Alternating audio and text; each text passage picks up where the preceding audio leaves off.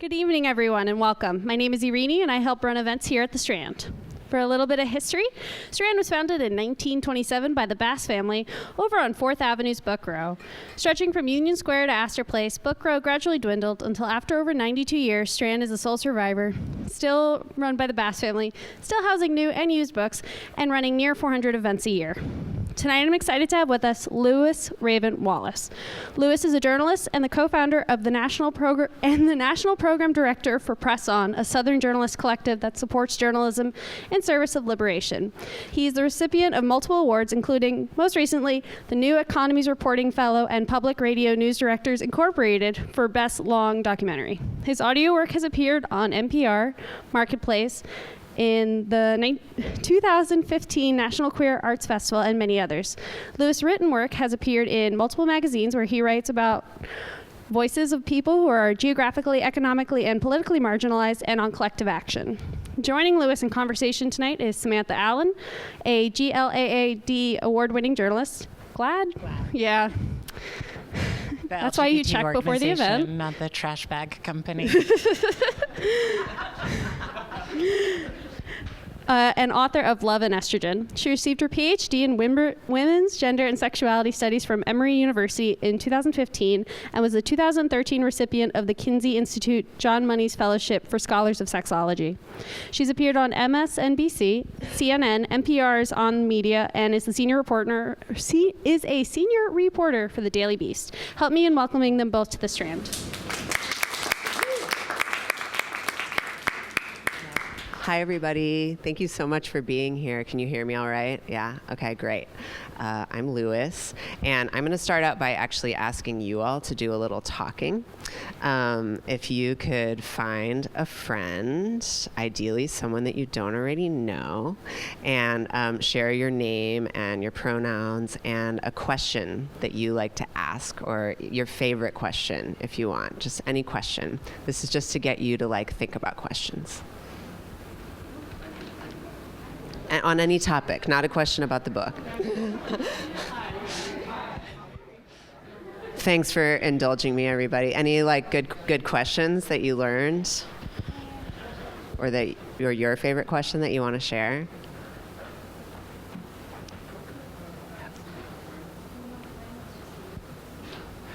My favorite question is to ask people, if you could be any animal with any superpower, what combination would you choose? I ask almost everyone I meet that within the first 5 minutes. I like that. I'm really into asking people, are you a chaos Muppet or an order Muppet? Yeah. It brings out a lot of stuff. Anyone else? Do you like that I'm torturing you by making you talk? I've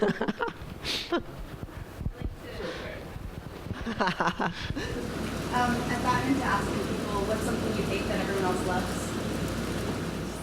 Ooh, yeah. Thank you cards. Receiving them and writing them. Writing them. I like receiving them. It's awful. Shall we set in, or the Yeah, index let's set in. cards? So I gave you all index cards because at the end of tonight, at the end of the Q&A, I'm going to ask you all to participate in this activity that I'm doing on this whole tour, thinking about what your utopian vision is for journalism. And the question was inspired by an activist named Ashley Woodard Henderson, who's the co-director of the Highlander Center. I saw her speak a few weeks ago, and she was asking people to talk about their utopian visions in general, and I was like, oh, that's a mode of thinking that I think we don't let ourselves indulge in enough around what is possible, not what we have now, and not just reacting, but what is possible. And so, what's your utopian vision? And I'll ask you to just write a sentence or two, and leave it for me if you want to put your name or your Twitter handle. I've been tweeting about some of these. I'm probably going to write something about it later. So it's just a way to for me to hear from you at the end. So hang on to that, and I have pens for when we get to that part. all right, enough being tortured by me. Awesome. Thank you all for being here, and thank you, Strand, for having us. And thank you, Lewis. I'm excited to finally meet you in person because the first time we talked was under some strenuous circumstances, and the circumstances that were kind of the origin or the catalyst for this book. So I was formerly a senior reporter for the Daily Beast covering LGBTQ issues when you were working at Marketplace, and news broke that you had been fired from Marketplace for a Medium post that you wrote after the Trump inauguration, I believe, questioning the idea of objectivity in journalism and sort of calling on reporters to stick to facts and call out lies in the Trump era. And to me, at the time, I interviewed you for an article for the Daily Beast, but it was shocking. Because, at the Daily Beast, the slogan was kind of like, not neutral, but not partisan. So reporters were kind of encouraged to be opinionated, voicey, fearless, that kind of thing. But at the same time, I know you were operating under a very different set of norms that led to your dismissal. And I was wondering if you could talk a little bit about that and whether you heard from a lot of reporters in my shoes who were just like aghast at what had happened.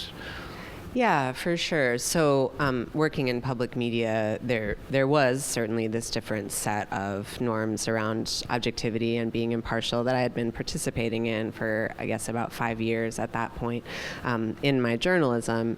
And the kind of misunderstanding, I guess, that happened was that, so I had this personal blog, and I had been told by Marketplace that I was supposed to sort of have a personality, right, publicly, and tweet about things and write about things and share my thoughts to some extent. And so I'd written this sort of vulnerable blog post being sort of like, isn't objectivity not the right frame for this political moment? I don't know. What do you guys think? And which felt very like a very normal sort of assertion to make in my communities, right? Like queer and trans activist communities. Lots of people of color journalists have been talking about this same sort of critique of objectivity for a long time. But it turned out that that was something that crossed a line with my employer at the time, and so it sort of revealed to me the extent to which those norms were going to be enforced and sort of doubled down on in this political moment. And so I learned a lot in that, and after I got fired, I did hear from too many people to count, really. A lot of journalists, mostly queer people, trans people, and people of color, and women who had had experiences like this, right, where they had done or said something in their newsroom or advocated for something that to them felt very just like, this is factual, but I'm also like standing up for my community, which is what we had to do to get here, to be journalists at all. And then they had been punished or pushed out in some way. So I knew that there were all these people who had been silenced in a similar way to me, which is why I decided to go public with this story. And certainly, like, journalists like you who are, also trans were like the most sort of sympathetic and just like, yeah, of course.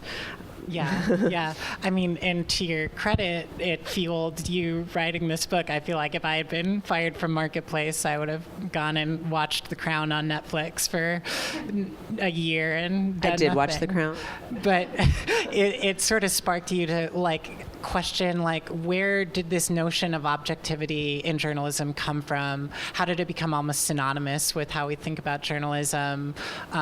Where did this idea of the journalist as this detached, neutral observer come from? And in short, like, what did you find? Where does it come from? Why do we think of journalism as something that has to be like this bird's eye view from a kind of status quo position? So the idea of like a politically neutral journalism outlet wasn't really a thing until the 1830s, 1840s. And the way that started was because of a shift in the business model. So newspapers at the time before then were either partisan and they were funded by political parties, or they were trade papers, commercial, and funded by the industry in question that needed a way to share information about that industry. And as there was this massive kind of influx of people into cities at that time, business people realized that they could sell them for cheap and make money by selling advertising. And that model, the advertising-funded model of journalism, incentivized selling the paper to people across political parties, and so becoming sort of more nonpartisan and neutral. But really still throughout the 1800s, it was really, really common for any newspaper to have like opinion pieces by the editors on the front page and to, speak out about things. And there was a lot of rancor, and it was very normal to sort of know the political stances of newspapers. It wasn't until the late 1800s, early 1900s that started to be kind of codified. And that was when journalism schools were founded and journalism was professionalized. And so objectivity was very much developed alongside the emergence of a sort of gatekeeping around who could be a journalist and who could be a real journalist, and that line that we know so well now of like, you're either an activist or a journalist really didn't solidify until the 20s and 30s. And one of the most interesting things that I learned about in the process of research for the book, I was looking for like who was the first journalist who was fired for not being objective. And the earliest story that I could find was in the mid-1830s, and it was somebody who was organizing with the Newspaper Guild, just as the Newspaper Guild was emerging. And so no sooner had objectivity become this kind of code of ethics in journalism, it was deployed against people who were organizing for workers' rights. Yeah, I mean, I think it's interesting. One of the problems you point out in your book is news organizations try to bring in diversity and then decide, and they want you to express personality, they want you to kind of represent your community, but then what happens when your personality is, I want human rights, right? And what happens when your personality is, I don't think, I should be mistreated for an essential part of who I am? And you talk about a lot of stories in the book about people who've kind of run up against that wall of, you're too political, you're too activisty, and yet we've just assigned and politicized certain identities and bodies, I think. How is there a way to kind of push back against that within legacy organizations, or is the solution always elsewhere? I mean, I think one of the things that I tried to do in the book was look at the stories of journalists who have always worked outside of that framework, right? So starting with like Ida B. Wells in the 1890s covering lynching, and she was the person who did the most sort of in-depth investigative work around lynching, and she was also very much a lynching activist, and her legacy, I think, is a great example of activist journalism in the Black press, which there's this long tradition of. And then I also look a lot at the LGBT press and outlets that covered AIDS in the 80s that were doing, more and better coverage earlier than any of the mainstream outlets, very much from an activist place. And so I certainly think that media sort of by and for oppressed communities is one of the answers. I have learned a lot in just my own process of what happened to me in the last couple years about how we can support each other to stand up to legacy media organizations. Some of them probably aren't worth it. But I certainly felt like public media is a really good example of a type of institution where there's a lot of potential, right, for accountability, because the funding model still does allow for like members of the greater public to sort of push back and hold those organizations accountable. And so I think it is really worthwhile to support journalists who are doing that pushing back, and for journalists to support each other. And that is and always has been intertwined with organizing and activism and labor organizing. Like, there's no way around the fact that we have to build collective power in order for those efforts to be effective. Like, if I had just spoken out and nobody else had, it wouldn't have mattered. Yeah. One of the things I love about your book is you point out over and over again that kind of letting go of a traditional notion of objectivity, it doesn't mean letting go of facts, right? And often, I found in my own reporting career, like, facts are on the side of LGBTQ people, for instance, which has been my beat. complete. So like when I'm had to report over the years over like attempts to restrict transgender people's restroom use or that kind of thing, or a law like HB2 in North Carolina, when I report on this, I don't say LGBT people say they just want to use the bathroom. Anti-LGBT groups say that it's going to lead to a spike in assaults. I say, there is no statistical evidence that transgender restroom protections lead to an increase in assault in restrooms, right? And that to me is like sticking by the facts. But I know other reporters who might not put a sentence like that in an article for fear of looking unbalanced. Did you find working in public media that you had to walk a similar line, or I don't know, how do you navigate kind of being afraid to look unbalanced in a job that requires you to speak from that kind of viewpoint, if that makes sense? Yeah, I mean, I think one of the things I've been kind of hammering on is that for journalism to meet its potential as a driver of justice and liberation in the world, that we have to let go of that sort of performance of balance piece, and the idea that we can't risk being accused of bias, because of course bias is always, bias and frame is always present in any and all journalism, and so to me it's about deciding what our frame is going to be and what our goals are, and then not being ashamed to share that. And I also think that has a lot of potential for building trust or rebuilding trust with communities who have been underrepresented and misrepresented for a long time and don't trust mainstream journalism in the first place. And yeah, that definitely doesn't mean abandoning facts or rigor. It's just like an embrace of subjectivity that I think actually comes very naturally to a lot of young people, a lot of people who are from communities that have never been represented appropriately in mainstream media. That's an easy concept to understand, and the people who are struggling with it are white, cis men, for the most part, who have seen themselves and their perspectives represented by supposedly objective media and are kind of happy with the status quo. Yeah, this notion of the detached observer, it isn't some invisible person, it's someone who belongs to a group of privileged folks. It's the status quo. And it absolutely always has been. Like, that's how the notion of the detached observer, that notion was invented by cis white men pushing their sort of framework in academia and in journalism and pushing to consolidate power around their perspective. Yeah. I'm wondering if you want to read a little bit of the book. Yeah.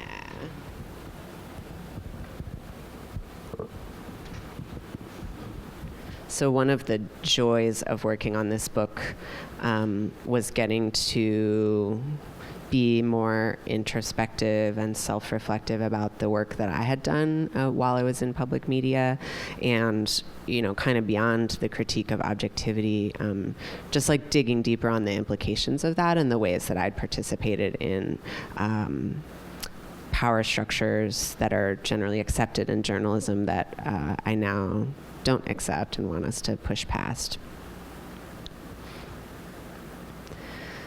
It was August again, hot and damp. I was back in the Midwest, this time for a 10-day reporting trip in Detroit. One of my stories was about a man, Kevin Matthews, who was killed by police unarmed near the border of Dearborn and Detroit just before Christmas of 2015. He had a serious psychological disability, someone his family described like a child in an adult's body. I sat for an afternoon with Matthew's family in their suburban lawyer's office. His mother and sister and 30-year-old younger brother eyed me suspiciously as I sat down, calmly set up my microphone, and began to ask questions, stretching my arm across the conference room table toward each of them as their great unthinkable pain unfurled in front of me. His mother was a small woman, hunched and dark-eyed, almost unable to speak. She was a house cleaner by profession, but had barely worked since Kevin died, immobilized with grief. When Kevin's younger brother, thin and hunched like their mother, finally talked, he broke down into choking sobs. I could feel my eyes go wide, trying to take in the pain of their stories, their collective grief, trying not to lose my cool. Maybe the worst part was that he'd been killed by people he had trusted. Kevin loved everybody, they said, even cops. They all wished they had done more to protect him. This family probably met with me because they wanted desperately to have Kevin's story told to a national audience, a power I had at the time. There had been protests, but they had never grown big enough to get his name in national news, to force his memory onto the world. I think I already knew then that my story on Marketplace probably wouldn't accomplish that. Of course, one hopes that listening and telling helps heal pain, but who knows? I didn't know, and I don't know if it felt that way for them either. So while I absorbed this family's unbearable trauma, I remained clear with myself that I was no savior. I was there to get a story and go home. I was also working on a series about the devastated mortgage market in the city, modern-day redlining. Since the housing crash, lenders weren't making mortgage loans in Detroit. The vast majority of transactions were happening in cash, and investors would scoop up houses for $1,000 or $5,000 a pop, speculating on which neighborhoods might come back. In large swaths of rundown neighborhoods, unless you had cash, the only way to buy a house was through the unregulated market in land contracts. These land contract sales were often predatory, giving people homes cheap but with high interest and hidden costs. Often enough, the buyer would fall back on the payments, and the seller would repossess the house a few $1,000s richer and then sell it again to someone else. I was looking for a character for this story, someone who'd been sold a house in Detroit under a bad land contract. After some door knocking and a day in eviction court, I met a lawyer from a nonprofit who connected me with a black man in his 50s named Eddie Cave. I rolled up to Cave's place, and at first it seemed that no one was there. It was a 2-story house, blue-gray, with a pretty peaked roof on a quiet street north of downtown. There was a classic car with flat tires in the driveway, and out front an electric wheelchair sat empty, connected to a cord that ran around to a generator in the back. I called Cave's cell over and over, and finally he picked up, apologizing profusely. He was upstairs, and he'd taken some pain pills earlier and fallen asleep. Eddie struggled down the steps on crutches and met me out front, where he collapsed into the wheelchair. I pulled out my recording equipment and sat on the cement steps in the sun to interview him. It turned out this house, which he'd bought for just $2,500 on a land contract, had no running water, no electricity, and no heat. He ran space heaters from the generator out back and cooked on a propane stove inside the dark kitchen. When his legs were feeling better, Eddie had been painting the place, beautiful blue shades that complemented the Victorian-style oak woodwork. It was a classically beautiful Detroit house, but shadowy, and marked with Eddie's obvious loneliness. Now the trouble was that the sellers were trying to take the house back after he fell behind on payments. He hadn't realized he would owe thousands of dollars more in back taxes that the seller had dropped into the contract, which he signed with no lawyer advising him.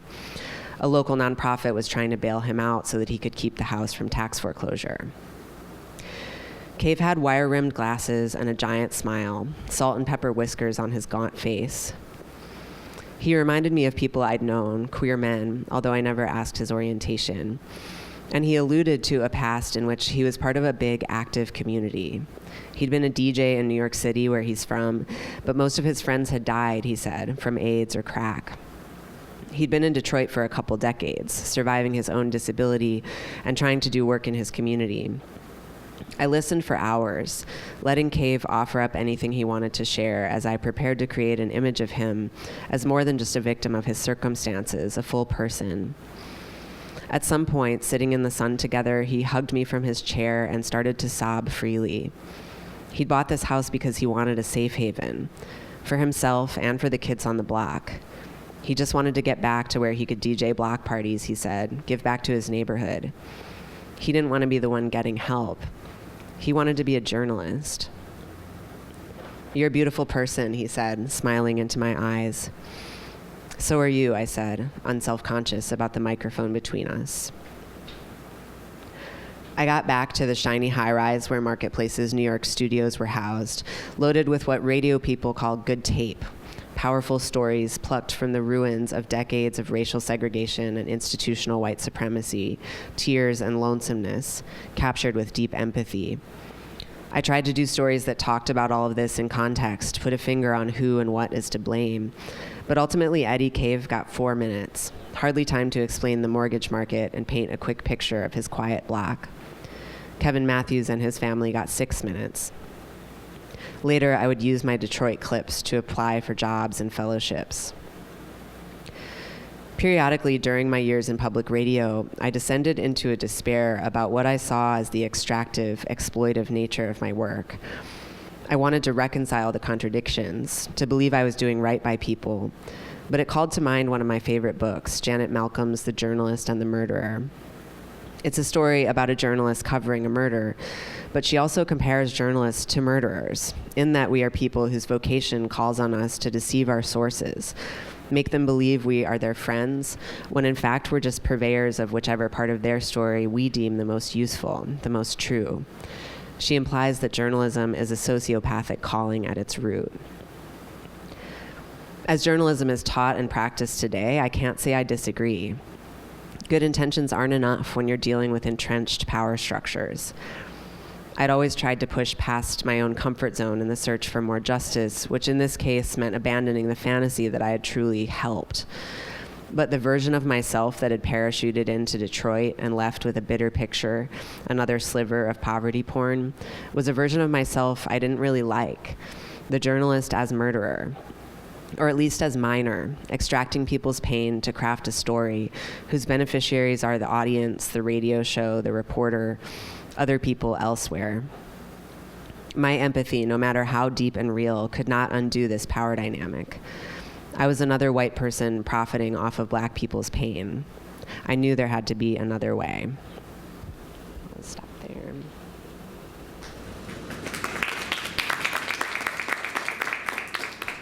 Thank you for sharing that. It's such a honest, intimate, open exploration of what it's like to work in this industry, which requires, I think, constant ethical wrangling with the very notion of what you're doing. And when I read that, in your book, it was something that resonated with me really deeply, covering LGBTQ issues in the Trump era especially, is I found, I was interviewing people on really tight deadlines, often at some of the most stressful and worst moments of their lives. And we would have 15-minute conversations in which, for instance, the family of a transgender service member would be openly worrying about whether or not they would have income or a place to live next year. Or, a trans person would be worried about whether or not they would have health care, or a same-sex couple would be worried about whether or not they would be able to adopt under new Trump administration guidelines. And you're kind of parachuting into these people's lives, and in 15 minutes, you have to get some gutting, wrenching quote that can be flavor, a strong lead for a piece, and it makes you feel exactly like you described in the book, like a vulture. And I know for me, one of the ways that I wanted to get away from that is I took, a leave of absence from my job at the Daily Beast, and I went and drove across the country for 2 months and wrote a book called Real Queer America, in which I sort of approached my subjects differently. I would establish friendships with them. I would say, where do you want to meet? Let's meet there and let's just talk for a few hours, instead of kind of going straight in for that. Give me all your pain. Let me tell your story. What have you, since that moment, what have you learned? How have you changed your approach in your journalism? Well, I definitely think the issues that I talk about in that passage are they are structural, right, to the whole model that of reporting that I was doing at Marketplace, and that a lot of national journalists especially are still doing. In the part of the chapter that follows, I wrote about a couple of organizations that are kind of flipping that script, one of which is actually in Detroit, and I think it's probably useful to talk about. It's called Outlier Media. Is anybody here familiar with it? I see nods. So they report on, it's a news service that is for low-income Detroiters. And they report primarily on housing issues, and it's a text message based service where if you're buying a house or looking at renting a house, you can send Outlier Media a text with the address of the house, and then you'll get a bunch of public records information back that tells you, are there back taxes, is the house, are there water bills that are unpaid, does the person who says that they're selling you or renting you the house actually own it, because deed fraud is a big issue in Detroit. And there's all this predatory stuff that's happening all the time there. It's just a churn. But what Outlier does is provides that information to low-income people in Detroit, like before they rent or buy the house. So it's like a way to report out the information that was really needed in Eddie Cave's case before there's even a situation where someone like me is coming in reporting on this horrible thing that's happened to someone. Like, it prevents that from happening. And Sarah Alvarez, who founded Outlier Media, I interviewed her, and I asked her, have you like heard from people sort of critiques that like this isn't really journalism or whatever? And she has. Of course, there are some journalists who are defensive about this idea and say like, oh, this is just a charitable service. Like, how is this journalism?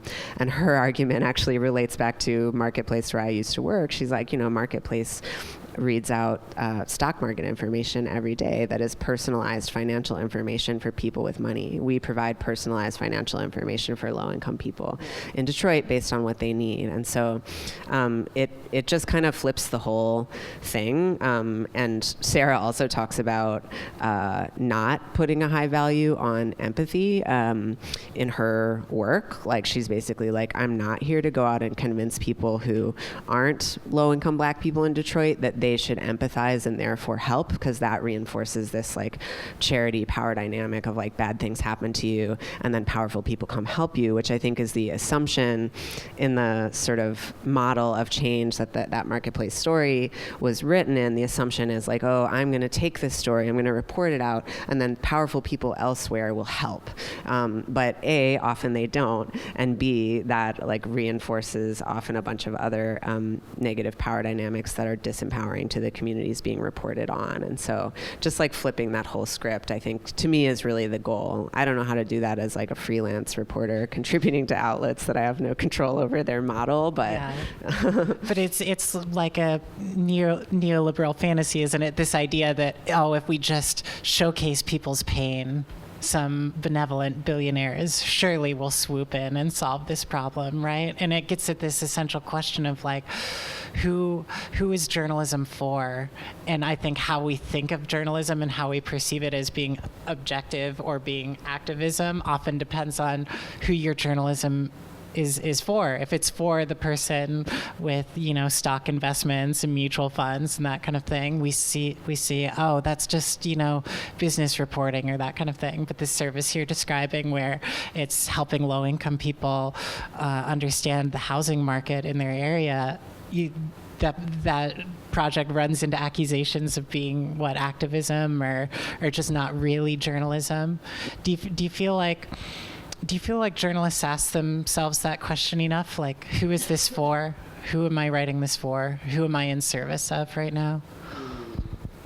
Well, I think that one of the reasons that I've found objectivity to be such an important wedge to sort of hammer on is that journalists often hide behind objectivity to avoid answering that question, right? And to avoid confronting the inherent power dynamics around both who's making decisions in newsrooms and then also what the actual cause and effect is behind the work that we produce. And I think that ultimately protects the corporate owners of for-profit journalism organization and protects the sort of, in the case of public media, protects the leadership structure that is relatively entrenched and also largely white run. Yeah. And so, I guess on the other hand, that isn't to be sort of condemning of individual journalists not doing that. But I do think that some of the most inspiring stories that I've learned over the last couple of years have been about individual journalists and groups of journalists trying to really rethink the whole kind of theory of change for journalism. And that ends up drawing on these histories, right, of Ida B. Wells and journalist organizers like Marvell Cook, who was a labor organizer in New York, who also reported on black women workers in New York, and queer media in the 80s that was very in these direct relationships of accountability with queer activists. And so it's not like it's never been done before. It's just that it has been consistently marginalized and painted as not real journalism. And I don't think we can afford to think of it that way anymore. I mean, when I look at some of these great examples you cited and examples in the book, I think some of what they have in common is they're able to put situations in context, and they have a power analysis that they don't hide. It's part of their work. In the case of lynching, anti-lynching work of Ida B. Wells, it's like, here's what's going on. It's wrong. I'm going to report it. I'm going to show it to the world. In the case of queer media, it's our reporting is aware of a world in which LGBTQ people are persecuted and marginalized.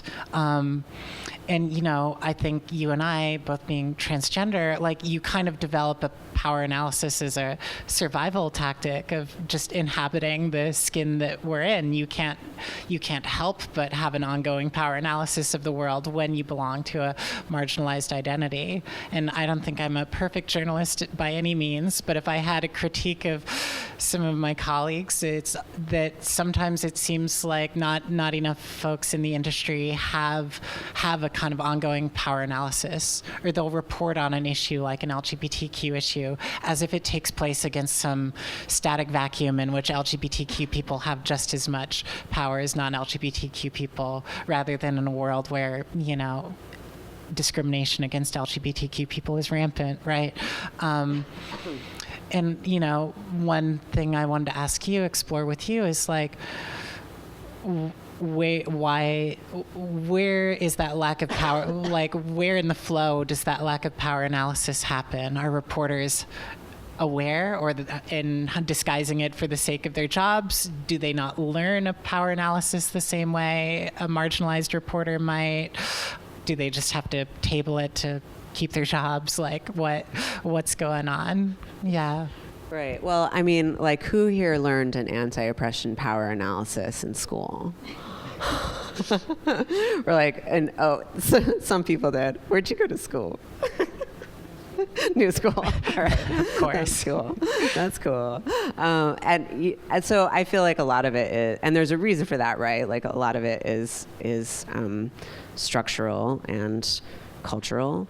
And it's also true that in the world of journalism, specifically, folks who are pushing to bring that kind of power analysis are kind of painted as activist, and activist being placed in opposition to objectivity is not a coincidence. It's a way to keep people from challenging the power structures of journalism itself and the power structures that journalism is upholding. Yeah. How do you... I'm curious, as you've spoken about this book and this subject, how do you deal with someone who's still in this mindset of, if it's not objective, it can't be journalism? If you had 60 seconds to try to disabuse someone of that notion, what's your go-to? I don't know that I'm great at dealing with people who are still stuck in that mindset. I don't think I'm a role model for that. Don't take advice from me about keeping your job while standing up to. People ask me that question, and I'm like, I don't think I'm your guy. But I mean, I guess I would. That is a lot of why it felt important to me to go to the history, right, and to be able to just sort of say that's ahistorical. There has always been rigorous factual journalism that is activist in nature, and it has often been from marginalized and oppressed communities because we had to do that in order to get the truth out about our communities. And so I think that history should be taught in journalism schools and should be talked about in newsrooms. And that doesn't mean that every newsroom overnight needs to change its identity, but to have an awareness of how its identity operates on this sort of spectrum of, status quo, upholding the status quo versus challenging it. Because if we're just reporting, this idea of just the facts reporting is actually about upholding a status quo that for some of us has never been safe or sustainable, and we're never going to accept it. And so they let us through the doors and then expect us to pretend like we didn't get there through a legacy and history of activism. That's just ridiculous and ahistorical. So that's what I would say. But like I said, I don't know that that's super persuasive to somebody who's in a defensive space. Yeah. I mean, it's interesting. That's ahistorical. Get a life. It's very succinct. I think that, yeah. Are there any other sections of the book you would want to read before we go to Q&A, or shall I pick your brain a little more? What do you think? Yeah, I'll read a little from the conclusion. Okay. If I can. Henry. We have a dog in the house.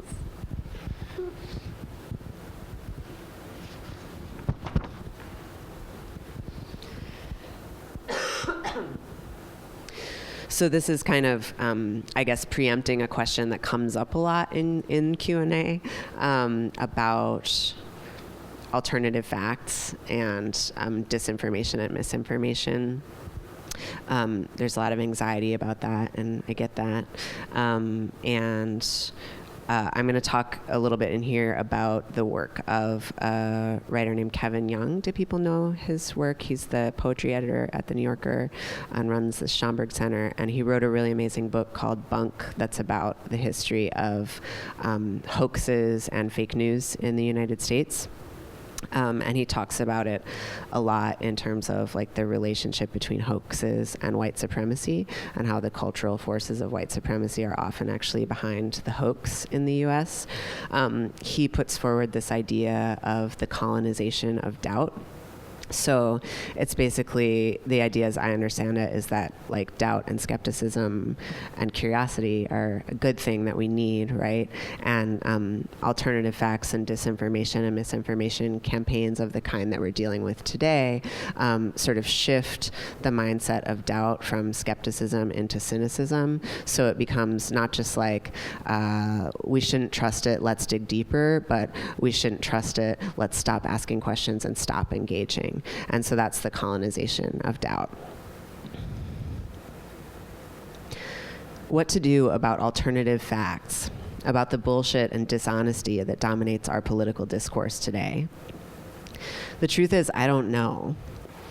And one of my deepest beliefs, one of the practices I value the most, is admitting what we don't know, allowing our minds to swim in the questions, to be submerged. If autocracy and racism and fake news foreclose imagination and colonize doubt, I believe curiosity lies at the center of a framework for resistance that cultivates imagination, that cultivates the skill of living in questions. And when journalists offer this to the world, the attitude of not knowing and of endlessly seeking to know more, I think we can gain the power to change it.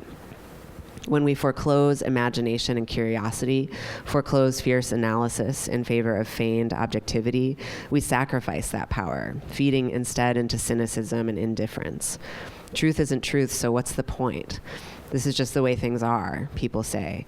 And then they change the channel, click back to puppy pictures on Facebook. No offense, Henry. Journalism without bias is impossible, and our audiences know it. In the postmodern era and in the internet age, readers and listeners can also always look elsewhere for a voice they like better, someone they find more honest or identifiable. Rather than making truth impossible, I think accepting the possibility of multiple truths is a positive element of the fight against binary thought and intellectual foreclosure. It doesn't solve fake news or insidious bullshit, but it does give us more narratives and more voices, tools with which to fight back against falsehood. Kevin Young writes, what if truth is not an absolute or a relative, but a skill, a muscle like memory that collectively we have neglected so much that we've grown measurably weaker at using it? Maybe what we're trying to work out here is how to build back up a muscle that has become atrophied in this country, our ability to ask questions. But inquiry is hard to do. Humility before the terrible wide world, too easy to forget in favor of simplicity. If we understand truth as a skill, it requires us to break down the barriers between journalists and the public, to move toward the end of journalism as profession and toward new models driven by collaboration and education. What if exercising our ability to seek out truth, using our muscle of curiosity and questioning, was a job for all of us? One thing I do know is that we should not succumb to hopelessness in the face of alternative facts. Truth matters, even when it is multifaceted, prismatic, and strange. If cries of fake news lead us to the conclusion that nothing at all can be true, then the game is pretty much over. The winners are the people in power, the people with something to hide. So I want to turn it to you all again, and just give you a minute to like turn to a neighbor and just talk about your reactions, questions that are coming up for you, and then we'll come back together and do a Q&A. Find a friend, talk about what's on your mind.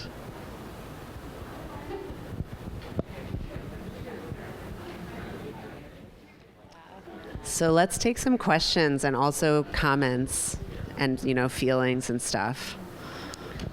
Also, please wait for the Q&A mic to come around. Wait for the before mic you to start come talking. around. Yeah, which I have.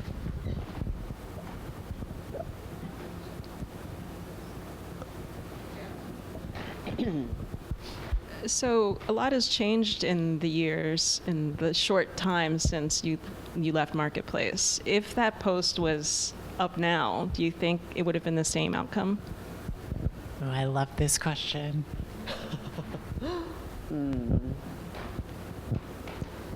I doubt it.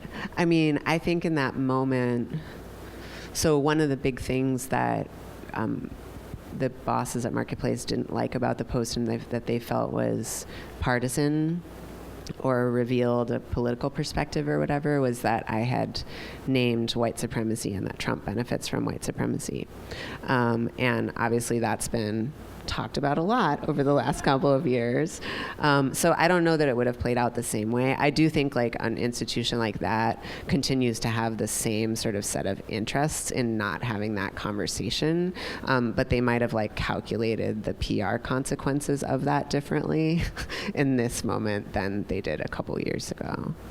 Yeah, but that's my like cynical truth is that I don't think that their like values have changed, but they might have thought, they might have felt that they were less likely to get attacked by the right wing or something and more likely to get attacked by the left and calculated it differently.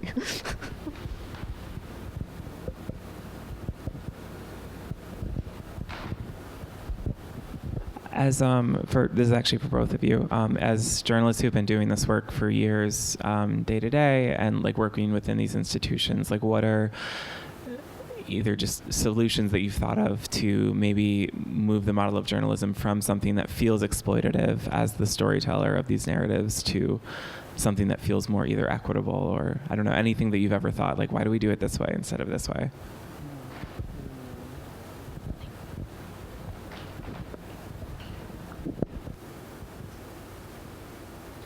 I mean, I feel like this is something that people are talking about, not just in the journalism world, but also in organizing with like the state of our national politics is like focusing on grassroots and ground up and local efforts. So, I've been so busy kind of like doing the book and the podcast and stuff that I'm not really doing local journalism work right now, but there's a lot of energy where I live in Durham around like the need around meeting the information needs of activists there through sort of like activist journalism and activist distribution of information about public meetings and, that kind of stuff. And so that's kind of what I see as like the next work that I probably will do. And that the organization that I work with, Press On, the Southern Movement Journalism Collective, is a lot about supporting movement journalists who are reporting in their communities on like specific sort of social justice issues, underrepresented issues, and campaigns, and supporting those journalists financially to be able to do the kind of deep community engagement that it takes to to really be accountable to a process of social change through that journalism, and not just like come and do the story, leave. So I'm kind of like flanking that work, but not doing it.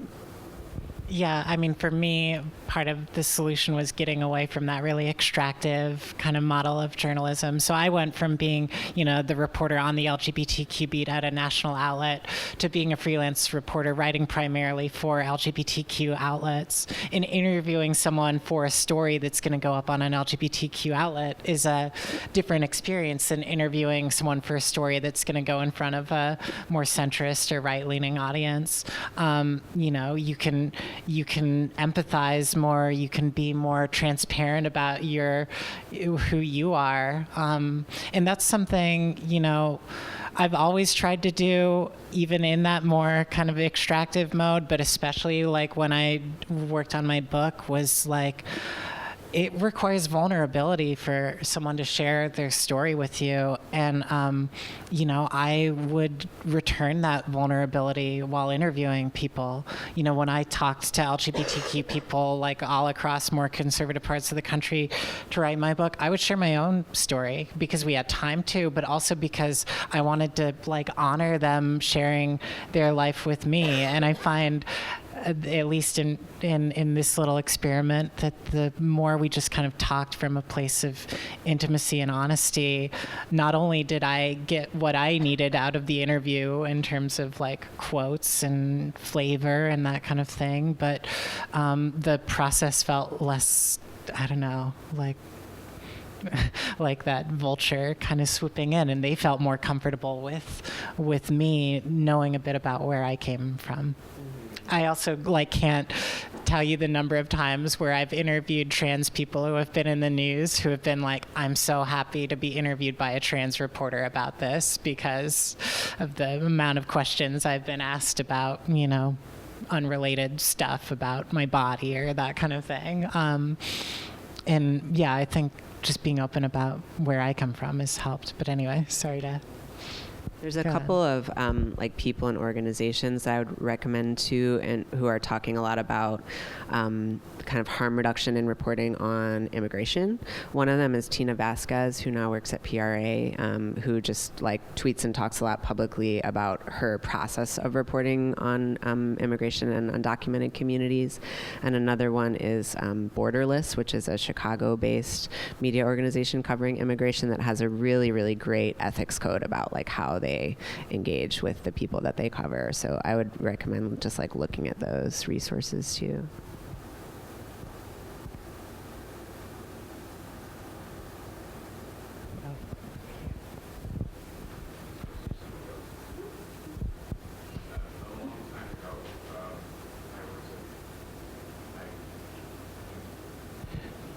Everybody heard that, but anyway, a long time ago, I was a journalist in a foreign bureau, and the bureau chief knew that it was a controversial area. It was during the Vietnam War, and the bureau chief knew that the journalists all had opinions, and he deliberately tried to staff the bureau with people with different opinions.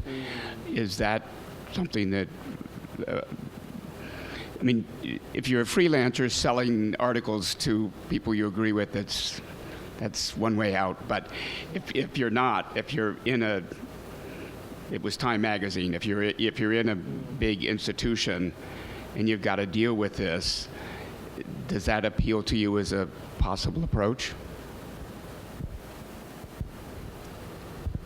Something that I think about a lot and that I observed a lot in the research for the book is that like often the political parties have an interest, and the right wing has been really effective at this, of sort of framing all issues of balance as right versus left issues, and that a form of balance that's rarely talked about in newsrooms is balancing the perspectives of people with less institutional power and people with institutional power. So if anything, I feel like my response to that is like, yes, and that I feel like it's more about making sure that newsrooms are representative of the people who are the most misrepresented or have the least institutional power in representing themselves, and less about sort of ideological diversity of representation. And I think that the ideological diversity stuff gets like deployed a lot against marginalized people in ways that are dangerous, and it's sort of a slippery slope.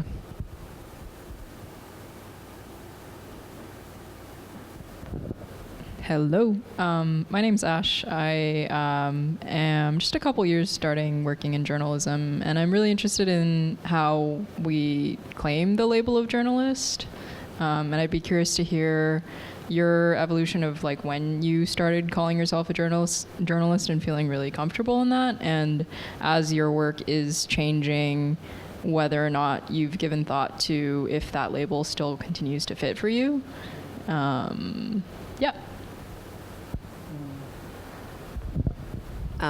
Yeah. So I, similar to a lot of people that I've talked to about this, like didn't think that I could be a journalist, right? Because I was too opinionated and I was an activist. And then when I started, the way that I got into it was through a fellowship at WBEZ in Chicago Public Media, that was for community organizers, people who are doing community work to learn to do radio work. But there was this sort of like inculcation into the objective model of journalism that then said, like on my first day, basically, you need to stop doing all of your community activism and stop tweeting and Facebooking and not report on anything that you're involved with and all of that kind of stuff. And so it was sort of like that day, right, that I stripped myself of my activism, that I became a journalist. And now I really disagree with that, and I'm really invested in sort of breaking down that binary. And so I definitely still think of myself as a journalist, and I want like more people to think of themselves as journalists and not fewer. And I think the gatekeeping has just been really, really damaging to the people who need journalism the most. And so, yeah, I want people to read this book and feel like I am a journalist, or I can be a journalist, you know, and I can like learn the rigor and the skills that it takes to be a journalist without stripping myself of my identity and my experience and stuff like that. Do you want to? Yeah, I mean, I had internalized that idea of like, I can't be a journalist. It's like, I can't be a journalist, I'm a columnist. I can't be a journalist, I'm an opinion writer. I can't be a journalist, I'm just traveling across the country interviewing dozens of people to paint a rich portrait of LGBTQ life. Like, and yet you realize when you get to the other side of all that kind of ideology you've internalized of objectivity in journalism, like, oh no, this is what journalism can be. It can be subjective, it can be emotionally invested, it can be invested in the empowerment of people who have been oppressed. But that was like a 5-year-long process for me of thinking, oh, I'm just a writer, to like, no, I'm creating a journal of people's lives and experiences. Yeah. One more. This is going to have to be our last question. Okay. In some ways, this is a very simple question, but something that I've been thinking about for a while and came up a lot for me during this was just like, what the fuck is journalism? I've been paid to work in newsrooms for about 5 years now. And yeah, kind of piggybacking off of Ash's question around like, when can you call yourself a journalist, is also like, well, what is that even? I mean, and I think that comes a lot up like in conversations where people do have differing opinions about what's objective, what's not, what counts, what doesn't. It's like, I've heard people that think it's about information and that's the primary purpose, and other people that say, no, it's narrative, it's storytelling, it's bringing communities together. And I mean, I think there's a lot of answers, but often it seems like those are those can be at odds with each other, or people who think it's about breaking news. That's very different than like long form storytelling, and yet those both get called journalism. And I've had very different roles in newsrooms that feel like entirely different jobs, and yet they have like the same title or something. So I would love to hear like what your definition of journalism even is. I mean, to me, it's a record of the world and things as they happen, which is a very broad definition. But I think like one of the false promises of the information age was this idea of, oh, if we just have access to all this information, the world is going to become a more equitable, humane, and fair place. I think we saw that with like Silicon Valley, the founding of Silicon Valley, of, oh, if we can just like create tools and mechanisms whereby people can freely share all sorts of information. There was this utopian vision of like the world is just going to get better. And, you know, fast forward 15 years and democracy is like dying, right? So like to me, it's a record of the world, but it's always from a place where you stand. And one of, I think, the kind of like false premises of journalism, and one you uncover in this book, is I think too many journalists are invested in erasing the idea of them standing in a particular place. So to me, journalism at its best is a record of things as they happen, told from a viewpoint that's transparent. And that'd be my best stab at a definition, I guess. What she said works for me. I mean, I think I'm so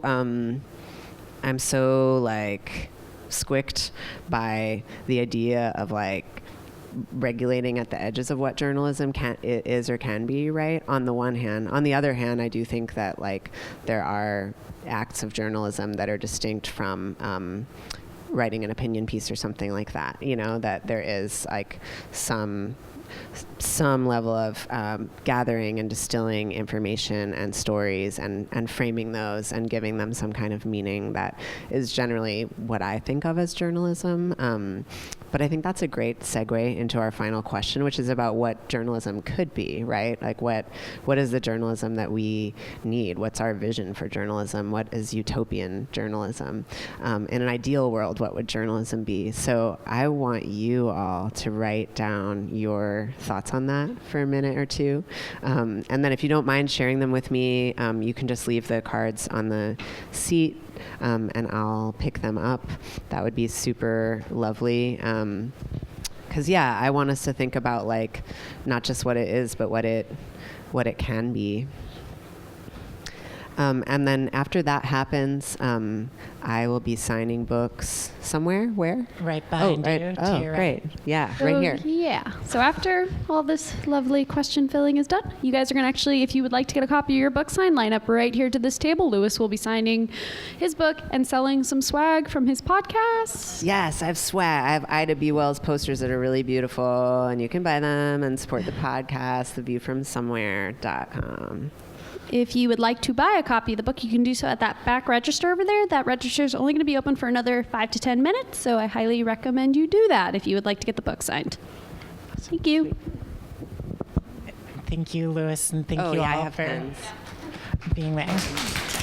Thank you all so much. Thank you, Samantha. Thank you.